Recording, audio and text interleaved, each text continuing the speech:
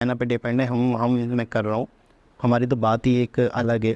हम तो बहुत ही बड़े अमीर कंट्री से लोग हैं जो कि हर चीज़ ख़रीदते हैं। हमारे पास इतना पैसा है कि हम हर चीज़ आराम से ख़रीदते हैं डॉलर में, क्योंकि हमारे देश में पैसा ही बहुत है। तो चाइना इंडिया तो मतलब है कि गरीब। अस्सलाम वालेकुम, नमस्ते, सत श्री अकाल। उम्मीद करता हूँ ठीक होंगे, खुश होंगे। दोस्तों जा रहे हैं, खुश रहें, माँ बाप का ख्याल करें, क्योंकि माँ बाप हैं तो सभी कुछ है। दोस्तों आज की हमारी वीडियो है first time in history Indian launch its own motherboard. ओहो, आजादी से भी पहले से अभी तक भारत की पूरी इलेक्ट्रॉनिक्स इंडस्ट्री को केवल 4 देश ही चलाते हैं। ये देश हैं कोरिया, जापान, ताइवान और चीन।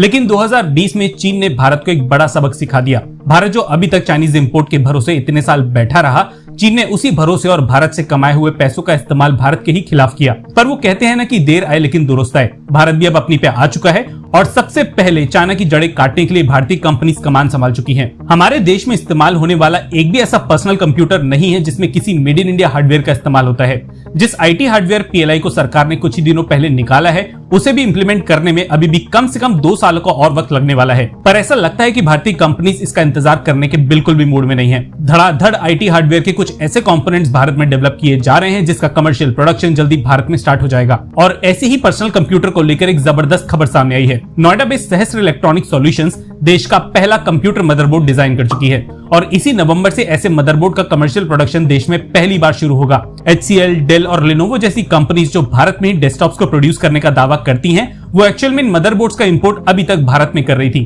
क्योंकि भारत में इस तरह के हार्डवेयर का प्रोडक्शन अभी तक था ही नहीं। सहस्त्र का ये मदरबोर्ड इंटेल के 13th जनरेशन चिपसेट के अराउंड डिजाइन और डेवलप किया गया है और सहस्त्र इलेक्ट्रॉनिक्स के ऑफिशियल्स का कहना है कि देश के छोटे और बड़े पीसी मैन्युफैक्चरर से इस मदरबोर्ड के इस्तेमाल को लेकर बात की जा रही है। इनफैक्ट इंपोर्टेड चाइनीज मदरबोर्ड के कंपैरिजन में ये भारतीय मदरबोर्ड 10 से 15% सस्ता होने वाला है। नवंबर से प्रोडक्शन शुरू होने के बाद ये मदरबोर्ड्स जनवरी से पीसी मैन्युफैक्चरर्स को सप्लाई किए जाएंगे और शायद अगले फाइनेंशियल ईयर से आप भारत में बने मदरबोर्ड्स का इस्तेमाल नए कंप्यूटर्स में देख भी पाएं।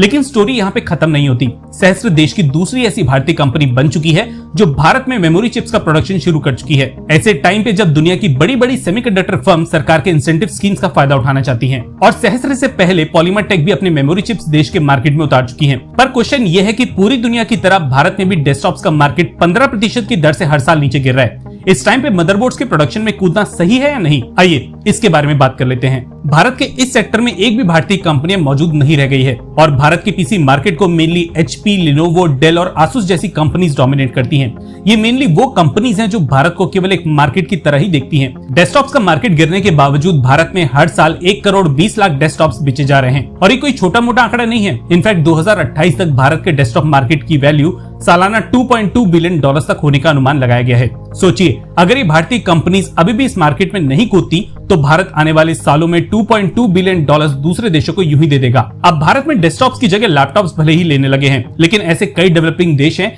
जहां पर आईटी इंडस्ट्री अब तेजी से बूम करने लगी है।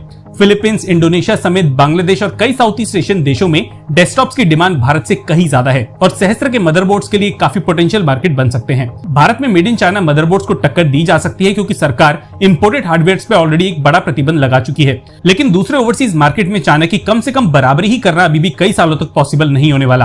पर एटलीस्ट भारतीय मदरबोर्ड की मदद से कुछ नए स्टार्टअप्स को आगे आने में मदद मिलेगी जिन ओवरसीज मार्केट से पार्ट्स सोर्स करने में दिक्कत आती है। सहस्त्र इलेक्ट्रॉनिक्स अब कुछ और स्टार्टअप्स के साथ कुछ सेमीकंडक्टर प्रोडक्ट्स पे भी काम कर रही है जिन्हें अभी तक इंपोर्ट करने की जरूरत पड़ती थी, जैसे कि LED ड्राइवर चिप्स, जिसे डिजाइन तो एक बेंगलुरु बेस्ड स्टार्टअप ने किया है, लेकिन इसका बल्क प्रोडक्शन सहस्त्र कर रही है। हमारी मेक इन इंडिया की मुहिम को सपोर्ट करने के लिए आप इस चैनल को सब्सक्राइब करके वीडियो को लाइक कर सकते हैं। इससे हमें काफी बड़ा सपोर्ट मिलता है। धन्यवाद, जय हिंद। ठीक। हाँ,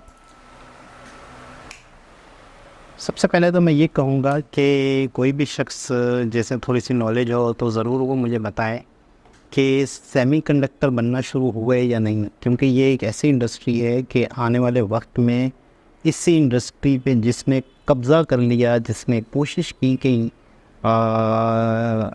इस चीज़ को बनाना शुरू कर दिया जिसने, तो मैं समझता हूँ कि आने वाले वक्त में वही सुपर पावर है। सिर्फ सेमीकंडक्टर ही की वजह से आज ताइवान एक मुश्किल में फंसा हुआ है। ताइवान कंट्री की कोई अहमियत नहीं, सिर्फ इलेक्ट्रॉनिक्स की वजह से। और इलेक्ट्रिक का ही दौर है, इलेक्ट्रिक ही चीज़ें दुनिया में अब वायरल हो रही हैं, दुनिया में ज़रूरत पड़ रही है, हर देश को इस चीज़ की ज़रूरत है। इंटरनेट, डिजिटल, इलेक्ट्रॉनिक्स, हर चीज़ इलेक्ट्रिक। तो बहुत बड़ी बात है कि इंडिया में भी अब मदरबोर्ड बनेंगे, क्योंकि पूरी चीज़ें हम बनाते थे, हम पूरी चीज़ें इंडिया वाले बनाते थे, लेकिन ये कि कहीं ना कहीं कोई ना कोई चीज़ों में हम चाइना से डिपेंड है। हम तो प्रॉपर सुई और धागे के लिए भी चाइना पे डिपेंड है। मैं कर रहा हूँ, हमारी तो बात ही एक अलग है। हम तो बहुत ही बड़े अमीर कंट्री से लोग हैं जो कि हर चीज़ ख़रीदते हैं। हमारे पास इतना पैसा है कि हम हर चीज़ आराम से ख़रीदते हैं डॉलर में, क्योंकि हमारे देश में पैसा ही बहुत है। तो इंडिया तो मतलब है कि गरीब देश है, इसलिए ख़ुद ही वो चीज़ें बना रहा है, हमें तो ज़रूरत ही नहीं चीज़ें बनाने की। खैर, तो सेमीकंडक्टर के हवाले से भी फोकस हुआ है, सेमीकंडक्टर के हवाले से भी काम शुरू हुआ है। एक वीडियो देखी थी जिसमें बाकायदा ये बताया गया था कि अब इन फ्यूचर सेमीकंडक्टर भी बनेगा। अभी मैंने कल ही एक वीडियो देखी शार्क टैंक में, जिसमें कुछ लोगों ने पिच दी LED स्मार्ट टीवी के हवाले से कि टीवी का उन्होंने बिज़नेस शुरू किया है। तो वो बता रहे थे कि टोटल 80%, मतलब बेशक मैन्युफैक्चरिंग इंडिया की है, ब्रांड इंडिया का है, 80% बाहर से हम डिपेंड करते हैं। और वो जो स्क्रीन है ना, 80% स्क्रीन के एक्सपेंस हैं। इसके अलावा 20% जो है टीवी बनाने में, स्मार्ट टीवी बनाने में 20% अदर चीज़ें लगती है, 80% उसकी स्क्रीन है, और वही चाइना से आती है। तो कहीं ना कहीं किसी न किसी हवाले से चाइना ने लोगों को डिपेंड किया हुआ है, डिपेंड रखा हुआ है। तो मतलब ऐसा है क्योंकि चाइना ने बहुत लंबे प्लानिंग के साथ खेला है कि कहीं भी किसी और देश में जाके या और देश के लोगों को अपने पास रखा ही नहीं होगा। मुझे ऐसा लगता है कि कहीं से वो टेक्नोलॉजी ले जाएं, कहीं से वो ये चीज़ें ले जाएं, कहीं से वो सीख कर अपने देश में जाके वो चीज़ें बना रहे हो। तो चाइना ने टोटल लोगों को डिपेंड रखा है, तो पूरी दुनिया को डिपेंड रखना ही चाहता है।